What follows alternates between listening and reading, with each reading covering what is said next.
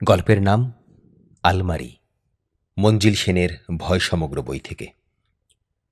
প্রথম থেকেই কেন জানি না কাঠের আলমারিটাকে আমি সুনজরে দেখিনি। কুচকুচে কালো রঙের প্রকাণ্ড আলমারিটা আমার মনে কেমন যেন একটা অস্বস্তি সৃষ্টি করেছিল। প্রমীলাকে অবশ্য এ নিয়ে কিছু বলা বৃথা। পুরনো আসবাবপত্রের উপরে ওর দারুণ ঝোঁক, বিশেষ করে যদি কোনো বনেদি ঘরের হয় তবে তো কথাই নেই। খবরের কাগজে নিলামের পাতাটা ও আগাগোড়া পড়বে, তারপরই মনের মতো জিনিসের উল্লেখ থাকলে সেখানে ছুটে গিয়ে সেটা না কেনা পর্যন্ত ওর যেন স্বস্তি নেই। মেহগনি কাঠের দুপাল্লার আলমারি, প্রায় 7 ফুট উঁচু, কাঠের গায়ে সূক্ষ্ম কারুকার্য। আমার দৃষ্টি হঠাৎ ডান দিকের পাল্লার উপরে স্থির হয়ে গেল। একটা অদ্ভুত অনুভূতিতে আমার সর্বাঙ্গে যেন শিহরণ বয়ে গেল। 5 জন কুলি অনেক কায়দা কসরত করে আলমারিটাকে দোতলায় তুলছিল। আমার মনে হচ্ছিল ফাঁদে পড়া একটা জন্তু যেন সর্বশক্তি দিয়ে ওদের সঙ্গে যুদ্ধছে। সিঁড়ির মাঝপথে ডান পাল্লার সামনে যে কুলিটা ছিল সে যেন চমকে গিয়ে পা হড়কাল। আলমারিটা প্রায় পড়ে যাচ্ছিল, কোনো মতে কুলিটা সামলে নিল। ওটাকে দোতলার বাম প্রান্তের শেষ ঘরটায় রাখার পর সেই কুলিটা আলমারির ডান পাল্লাটা একটু ফাঁক করে ভেতরে উঁকি মেরে কি যেন দেখবার চেষ্টা করল। আমি তাকে লক্ষ্য করছি দেখে সে একটু থতমত খেল। আমার জিজ্ঞাসু দৃষ্টির দিকে তাকিয়ে আমতা আমতা করে বলল, ভেতর থেকে যেন একটা শব্দ শুনতে পেলাম। সে তাড়াতাড়ি পাল্লাটা বন্ধ করে দিল। আমার কেমন যেন খটকা লাগলো। ওকে চেপে ধরলাম। লোকটি সামান্য ইতস্তত করে বলল, বাবু, অর্ধেক সিঁড়ি ভেঙে ওঠার পর আমার মনে হলো যেন একটা শব্দ, একটা বাচ্চার গলার শব্দ বলেই মনে হলো আলমারির ভেতর থেকে আসছে। আমারই ভুল, শব্দটা হয়তো অন্য কোথাও থেকে এসেছে। ওরা যেন তাড়াতাড়ি পালাতে পারলে বাঁচে। টাকা পয়সা মিটিয়ে দেবার পর দূর দাঁড় করে সিঁড়ি ভেঙে চলে গেল। প্রমীলা যথারীতি বেরিয়েছিল। নানান মহিলা সমিতির সঙ্গে যুক্ত থাকায় দিনের অধিকাংশ সময় ওকে বাইরে কাটাতে হয়। আমি নিচে বসবার ঘরে বসে একটা সিগারেট ধরিয়েছি। এমন সময় আমাদের 10 বছরের মেয়ে খুকু স্কুল থেকে বাড়ি ফিরল। ঘরে ঢুকেই ও নাক কুঁচকে বলল, কিসের গন্ধ বাবা? আমি দেখলাম ওর দৃষ্টিটা সিঁড়ি দিয়ে উপর দিকে উঠে যাচ্ছে। আমি কিন্তু কোনো গন্ধই পাচ্ছিলাম না। তবুও ওর মনের ভাবটা বুঝতে আমার কষ্ট হলো না। যে অস্বস্তিটা আমার মন থেকে দূর হয়ে গিয়েছিল তা আবার ফিরে এলো। আমার মনে হলো খুকুকে ওই কোণার ঘরে যেতে দেয়া উচিত হবে না।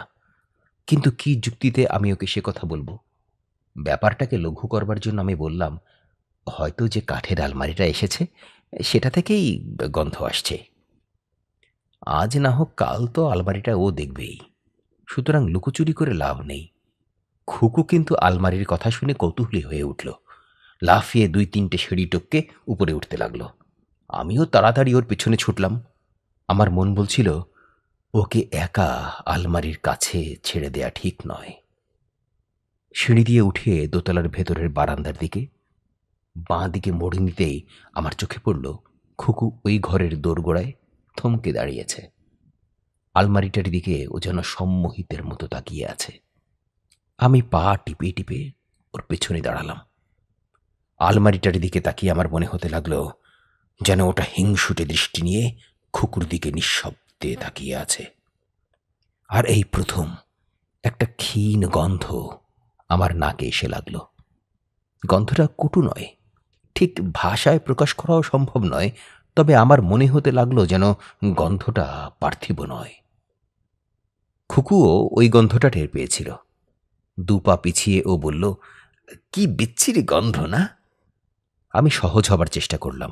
বললাম, পুরনো আলমারি বোধহয় অনেকদিন গুদমে পড়েছিল, তাই একটা গন্ধ হয়েছে। গন্ধটা ক্রমেই যেন তীব্র হয়ে উঠছে। পর মুহূর্তে একটা ব্যাপার আমার কাছে পরিষ্কার হয়ে গেল। গন্ধটা কাঠের আলমারি থেকে আসছে ঠিকই, তবে যেন ডান দিকের পাল্লার ভেতর থেকে। বন্ধ পাল্লার ভেতর থেকে যেন দুমকে দুমকে গন্ধটা আসছে। আমি আর নিজেকে সামলে রাখতে পারলাম না। একটা নিষ্ঠুর আক্রোশে এক হ্যাচকা টানে ডান দিকের পাল্লাটা খুলে ফেললাম। পর মুহূর্তে আমি সমস্ত শক্তি দিয়ে পাল্লাটাকে ঠেলে বন্ধ করার চেষ্টা করলাম। খুকুকে কিছুতেই ভেতরটা দেখতে দেয়া হবে না। কিন্তু পাল্লাটা কোথায় যেন আটকে গেছে, কিছুতেই বন্ধ হচ্ছে না। আমি স্পষ্ট বুঝতে পারলাম খুকু আমার পেছনে এসে দাঁড়িয়েছে। আমি ওর পায়ের শব্দে পেছন ফিরে তাকিয়েছিলাম, তারপরেই আবার মুখ ফেরালাম। পাল্লার ফাঁক দিয়ে ডান দিকের একটা ফাঁকা গহ্বরের মতো দেখা যাচ্ছে। আগেই বলেছি, আলমারিটা প্রকাণ্ড, চওড়া অনেক, ভেতরে দুটো ভাগ।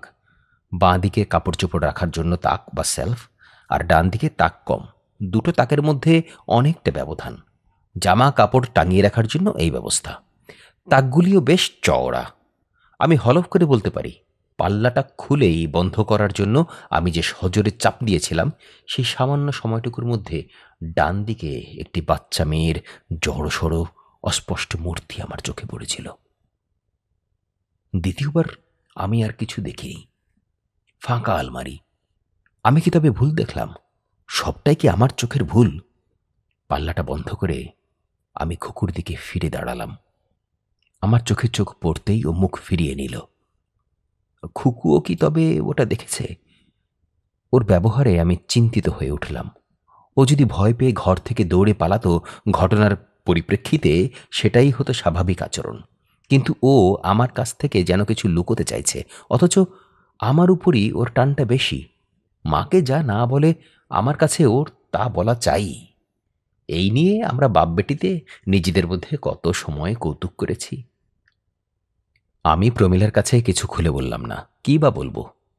ও আলমারিটা ঝেড়ে মুছে পরিষ্কার করতে লেগে গেল। কোনো রকম অস্বাভাবিক কিছু ওর চোখে পড়ল না। খুকুও যেন একটু বেশি উৎসাহ নিয়েই মার কাজে সাহায্য করতে লাগলো। আলমারিটার উপর ওর একটা তীব্র আকর্ষণ অনুভব করে আমি খুব অস্বস্তি বোধ করতে লাগলাম। প্রথম দিন যে বিচিত্র গন্ধটা আমি আর খুকু অনুভব করেছিলাম, পরে কিন্তু তা আর পাইনি। প্রমিলাও আলমারিটা পরিষ্কার করার পর ওটাতে আর হাত দেয়নি। ওর ওই স্বভাব, একটা জিনিস নিয়ে দুদিন মেতে উঠবে, তারপর আবার অন্য একটা কিছু নিয়ে মাতবে। কয়েকটা দিন কেটে যাবার পর আমার মনে হতে লাগলো সমস্ত ব্যাপারটাই আমার কল্পনা। কিন্তু তবু খুকু একা একা ওই ঘরে থাকুক, এটা আমার মনোভূত হলো না। সপ্তাহখানেক পর আমি একদিন অফিস থেকে ফিরে টেবিলের উপর একটা চিরকুট পেলাম। প্রমিলা লিখেছে, নারী কল্যাণ সমিতির একটা জরুরি মিটিংয়ে ওকে যেতে হয়েছে, ফিরতে রাত হবে। খুকু পাশের বাড়ি তার বন্ধু মনির সঙ্গে খেলা করতে গেছে। ওর কাছে বাইরের দরজার একটা চাবি আছে। খুকু পাশের বাড়ি আছে মনে করে আমি জামা কাপড় ছেড়ে ড্রয়িং রুমে একটা বিলিতি জার্নাল নিয়ে বসলাম।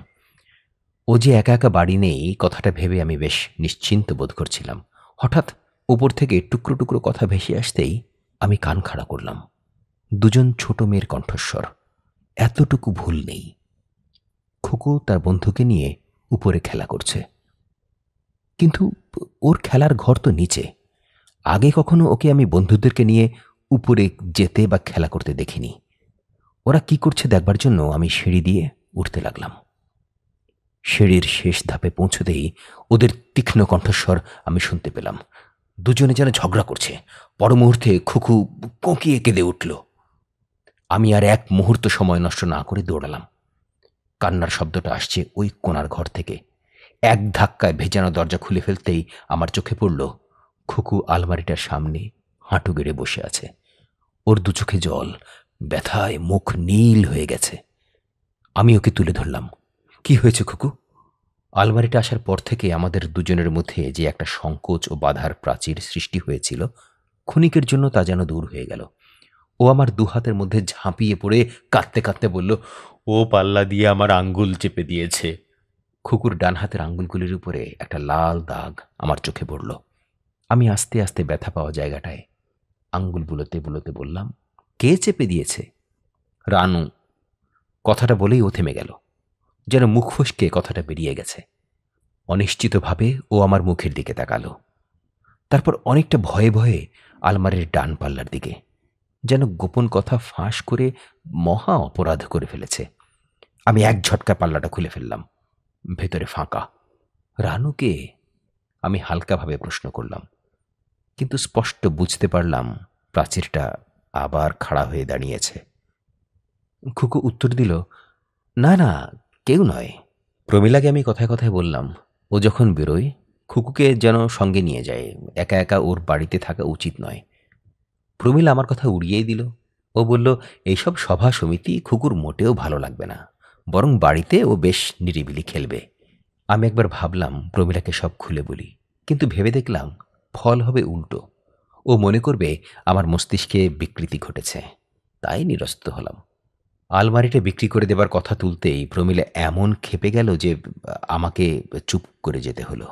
আমি শান্তিপ্রিয় মানুষ, বাদানুবাদ যথাসম্ভব এড়িয়ে চলবার চেষ্টা করি। বিশেষ করে প্রমীলার তিরিক্ষি মেজাজকে, সত্যি কথা বলতে কি, আমি একটু ভয়ই করি। খুকুর বড় শখ ছিল একটা বেড়াল পুষবে। সেদিন অফিসে কথায় কথায় আমার এক সহকর্মী জানালেন তার পার্সিয়ান বেড়ালটার বাচ্চা হয়েছে, তিনি বিলিয়ে দেবেন। আমি রাত্রে খাবার টেবিলে কথাটা পাড়লাম।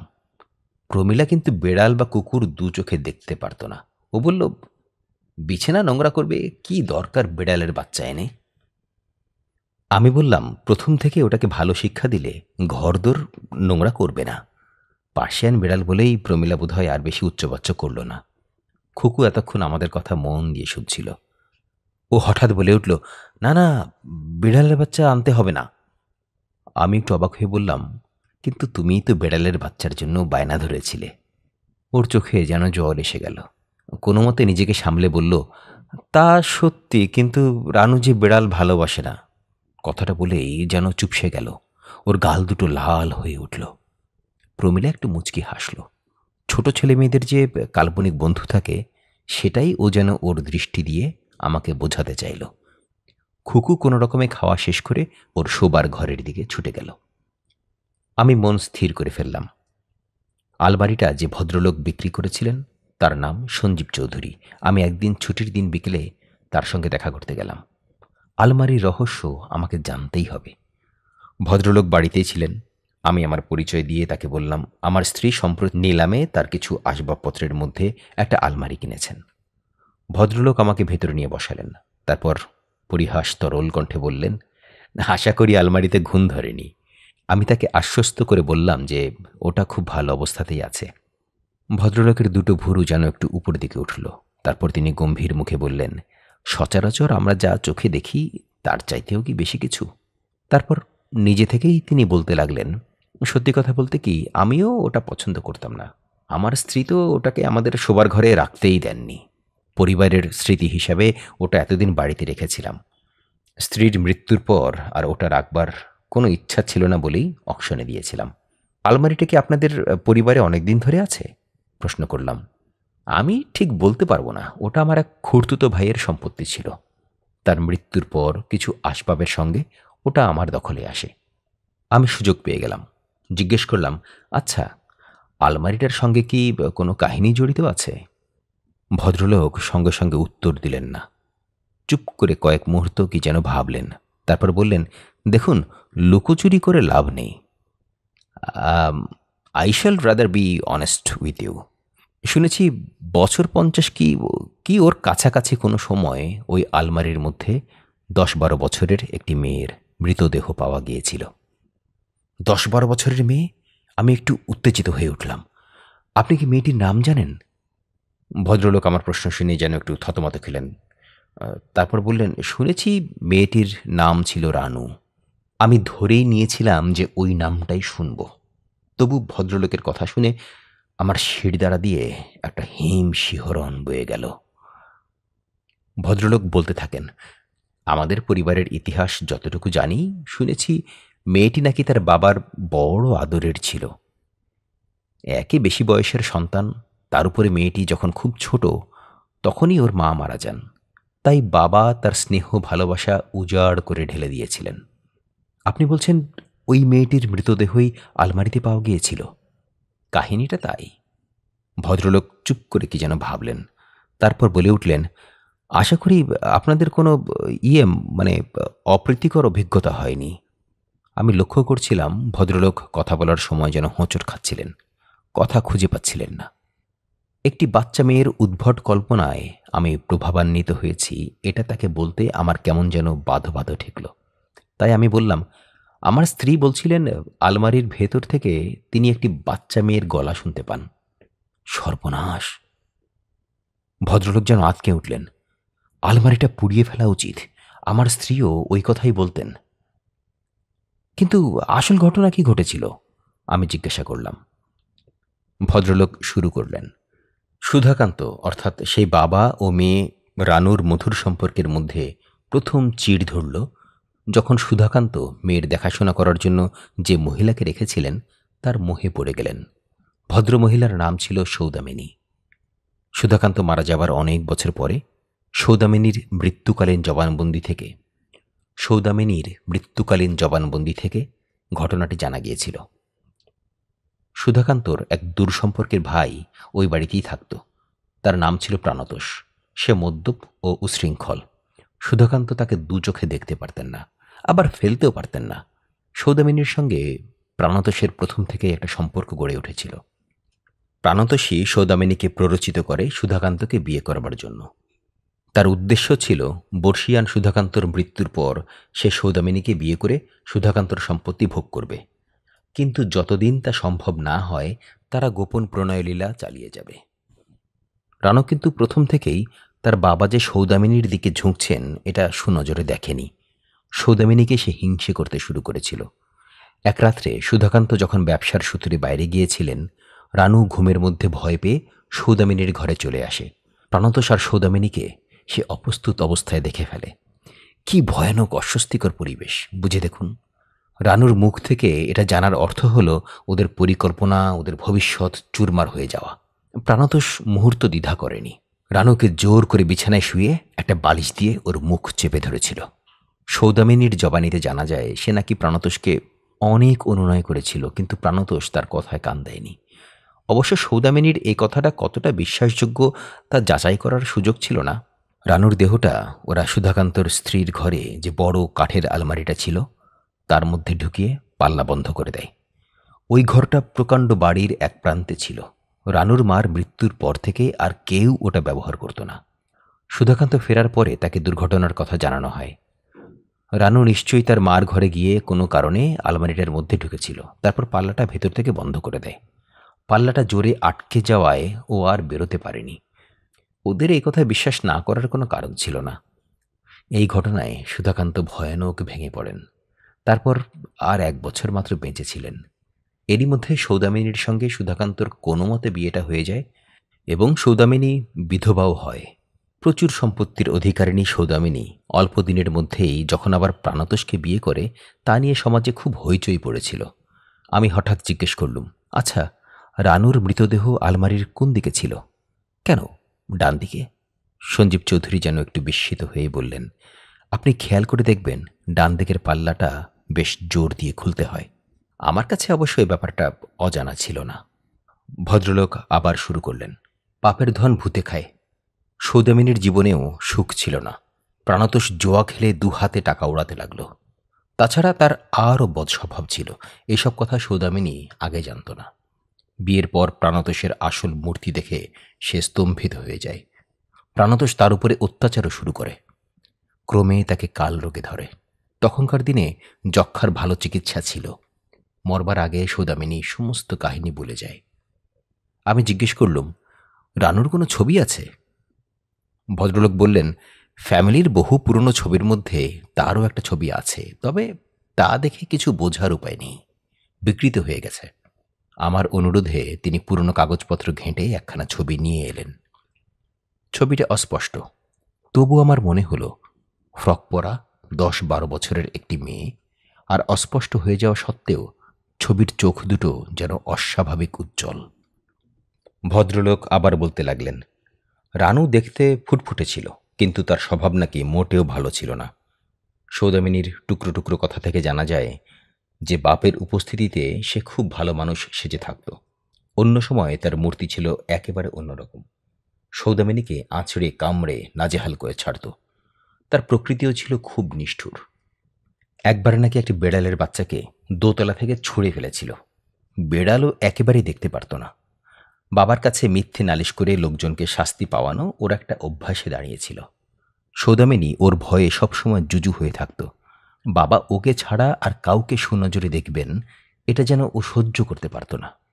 ভদ্রলোকের কথায় রানুর চরিত্রের নিষ্ঠুর এবং হিংসুটে দিকটা আমার কাছে স্পষ্ট হয়ে উঠল। আমি তাকে ধন্যবাদ জানিয়ে উঠে পড়লাম। বাড়ি ফেরার পথে আমি সংকল্প করলাম প্রমীলা যাই বলুক, আলমারিটাকে বাড়ি থেকে দূর করতেই হবে। ওটার প্রতি খুকুর তীব্র আকর্ষণ আর মাঝে মাঝে রানুর নাম উচ্চারণ করার মধ্যে আমি অশুভ ইঙ্গিত অনুভব না করে পারলাম না। আমি যখন বাড়ি ফিরলাম তখন বেশ রাত হয়ে গেছে। প্রমীলা আমার জন্য অপেক্ষা করছিল। দরজা খোলার সঙ্গে সঙ্গেই আমি জিজ্ঞেস করলাম, খুকু কোথায়? প্রমীলা অবাক হয়ে আমার মুখের দিকে তাকালো, তারপর বলল, ঘুমোচ্ছে। রাত কটা হলো, খেয়াল আছে? আমি হাত ঘড়ির দিকে তাকিয়ে চমকে উঠলাম। রাত 11:30। প্রমীলাকে যেন একটু চিন্তাগ্রস্ত মনে হলো। ও বলল, খুকুর কি হয়েছে বলো তো? আজ সন্ধে থেকে ওর হাবভাব কেন জানি আমার ভালো লাগেনি। বারবার রানুর কথা বলছিল। আমি স্থাণুর মতো দাঁড়িয়ে রইলাম। একটা অজানা আশঙ্কা আমাকে যেন গ্রাস করে ফেলতে চাইছে। প্রমীলা একটু থেমে আবার বলল, মনে হলো ও খুব ভয় পেয়েছে। কি হয়েছে জিজ্ঞেস করতেই ও আমাকে দুহাতে আঁকড়ে ধরল, সেই ছোট্টবেলা যেমনটি করত। বলল, রানু নাকি ফিরে আসতে চায়। বলল, রানু নাকি ফিরে আসতে চায়। আমি আর অপেক্ষা করলাম না। আমার বুকের মধ্যে যেন হাঁপড় পড়ছে। টপাটপ সিঁড়ি টপকে আমি ছুটলাম খুকুর শোবার ঘরের দিকে। প্রমীলাও যেন ভয় পেয়ে আমার পেছনে পেছনে ছুটল। খুকুর শোবার ঘরের দরজা খোলা, বিছানা খালি। অন্য প্রান্তে সেই ঘরটার দরজা কিন্তু ভেজানো। আমি ছুটে গিয়ে এক লাথি মেরে দরজাটা খুলে ফেললাম। তারপরই আলমারির ডান পাল্লা ধরে টান মারলাম। পাল্লাটা শক্তভাবে এঁটে গেছে। সমস্ত শক্তি দিয়ে দ্বিতীয়বার টান মারতেই ওটা খুলে এলো। এবার আর আমার চোখের ভুল হয়নি। ডান দিকের দুই তাকের মাঝখানের ফাঁকে আলমারির গায়ে একটা দেহ হাঁটু মোড়া অবস্থায় যেন ঠেস দেওয়া রয়েছে। আমি ওকে কোলে তুলে নিলাম। প্রমীলা তাড়াতাড়ি ঘরের সব জানালা খুলে দিল। ঠান্ডা নির্মল হাওয়া ঘরে ঢুকতেই ছোট মেয়েটি চোখ খুলল। প্রমীলা ওকে জড়িয়ে ধরে গালে গাল ঘষতে ঘষতে কান্না ভেজা গলায় বলতে লাগলো, সোনা মানিক আমার, মানিক আমার, ভগবান তোমাকে রক্ষা করেছেন। সেই ছোট্ট মেয়েটির উজ্জ্বল দুই চোখ আমার দিকে এক দৃষ্টে তাকিয়ে আছে, যেন আমাকে যাচাই করবার চেষ্টা করছে। আমি ভীষণ চমকে দুপা পিছিয়ে এলাম। আমার বুঝতে এতটুকু দেরি হলো না যে খুকুর চোখের দৃষ্টিটা খুকুর নয়। সঞ্জীব চৌধুরীর বাড়িতে রানুর যে ছবি আমি দেখেছিলাম, সেই উজ্জ্বল চোখ দুটি খুকুর চোখে এসে আশ্রয় নিয়েছে। খুকুকে ভুলিয়ে আলমারিতে ঢুকিয়ে রানুর অনেক দিনের বন্দি আত্মা ওর শরীরে ঢুকে পড়েছে। আর আমাদের প্রিয় খুকুর আত্মা এখন বোধহয় রানুর বিদেহীর মধ্যে গুমরে মরছে। কি ভয়ানক! খুকুর দেহটাই আছে, কিন্তু আত্মা, মন সব রানুর। ও ও আর আমাদের মেয়ে নয়। খুকু তাড়াতাড়ি সেরে উঠতে লাগলো। প্রমীলার আনন্দ আর ধরে না, কিন্তু আসল ঘটনা শুধু আমিই জানি। অনেক সময় লক্ষ্য করেছি ধূর্ত চোখ দুটো আমাকেই দেখছে, যেন বিদ্রূপ করছে। আমি যে ওর একমাত্র শত্রু তা যেন ও বুঝে নিয়েছে। প্রমীলাই এবার আলমারিটা বিদায় করার জন্য ব্যস্ত হয়ে পড়ল, আর বাদ সাধলাম আমি। আলমারিটার মধ্য দিয়েই রানু খুকুকে ঠকিয়ে ওর শরীরে ভর করেছে। হয়তো এটার মধ্যে দিয়েই আবার খুকুকে আমি ফিরে পাব, এই ক্ষীণ আশা আমার ছিল। প্রমীলা বেরিয়ে গেলেই আমি চুপি চুপি ওই ঘরে ঢুকতাম। তারপর আলমারির ডান দিকের পাল্লাটা খুলে খুকুর নাম ধরে বারবার ডাকতাম। একদিন আমার স্পষ্ট মনে হলো যেন আমি খুকুর গলা শুনলাম, বাবা, বাবা, আমি এখানে। আর ঠিক সেই মুহূর্তে পেছনে কারো উপস্থিতি অনুভব করে আমি ফিরে তাকালাম। খুকুর দেহটা আমার ঠিক পিছনেই এসে দাঁড়িয়েছে। ওর চোখ দুটো জল জল করছে। মুখ থেকে ছদ্ম আবরণ খসে পড়েছে। সেখানে ফুটে উঠেছে একটা হিংস্র উল্লাস। ও আর ফিরে আসবে না। যে মুখ একসময় আমাদের বড় আদরের খুকুর ছিল, সেই মুখে এক টুকরো উদ্ধত বেপরোয়া হাসি ফুটে উঠল। সেটা তোমার ভুল। ও এসে গেছে। আমি যথাসম্ভব নিজেকে শান্ত করলাম। ওর মুখে একটা অনিশ্চয়তার ভাব ফুটে উঠল। তারপর ও এগিয়ে এসে পাল্লার ফাঁক দিয়ে উকি মেরে দেখবার চেষ্টা করল। ওকে যে আমি ফাঁদে ফেলেছি তা ও বোঝবার আগেই আমি দুহাতে ওর গলা টিপে ধরলাম। ও আমার হাত থেকে নিজেকে ছাড়াবার চেষ্টা করতে লাগলো, কিন্তু আমি আর ওকে সুযোগ দিলাম না। জোর করে আলমারির মধ্যে ঢুকিয়ে পাল্লাটা চেপে ধরলাম। আমার মন আনন্দে নেচে উঠল। যখন পাল্লাটা খুলব তখন খুকুকে আমি ফিরে পাব। কিন্তু আমার হিসেবে সামান্য ভুল হয়ে গিয়েছিল। তাড়াতাড়িতে আমি ওর গলাটা এত জোরে চেপে ধরেছিলাম যে ঘাড় মুটকে দেহটা শেষ হয়ে গিয়েছিল। খুকু আর ওর মধ্যে ফিরে আসার সুযোগ পায়নি। মানসিক রোগীদের এই হাসপাতালে প্রমীলা কোনো দিন আমার সঙ্গে দেখা করতে আসেনি। ওকে আমি দোষ দেই না। ওর বিশ্বাস আমি খুকুকে মেরে ফেলেছি। কিন্তু সঞ্জীব চৌধুরী প্রায়ই আসেন। আমি বুঝতে পারি ভদ্রলোক সমস্ত ঘটনার জন্য মনে মনে নিজেকে দায়ী করেন, তাই আমার প্রতি একটা দায়িত্ববোধ যেন অনুভব না করে পারেন না। তার মুখেই আমি শুনেছিলাম যে প্রমীলা আলমারিটাকে বিক্রি করে দিয়েছে। ওটাকে পুড়িয়ে ফেলাই উচিত ছিল। খুকু আর কোনোদিন ফিরে আসবে না, কিন্তু রানুর আত্মা যে ওটার মধ্যে আবার আশ্রয় নিয়েছে সে বিষয়ে আমি সুনিশ্চিত। সুযোগ পেলেই আবার ওর বয়সী কোনো মেয়েকে ছলনায় ভুলিয়ে ও বেরিয়ে আসবে। পুরনো আলমারি কেনার আগে আপনারা ভালো করে দেখে নেবেন। মনে রাখবেন 7 ফুট উঁচু মেহগনি কাঠের কালো বার্নিশ, সারা গায়ে সূক্ষ্ম কারুকার্য, আর ডান দিকের পাল্লাটা আটকে যায়। আপনাদের যদি 10-12 বছরের মেয়ে থাকে তবে এই পুরনো আলমারির ধারপাশ দিয়েও হাঁটবেন না। এটা আমার একান্ত অনুরোধ।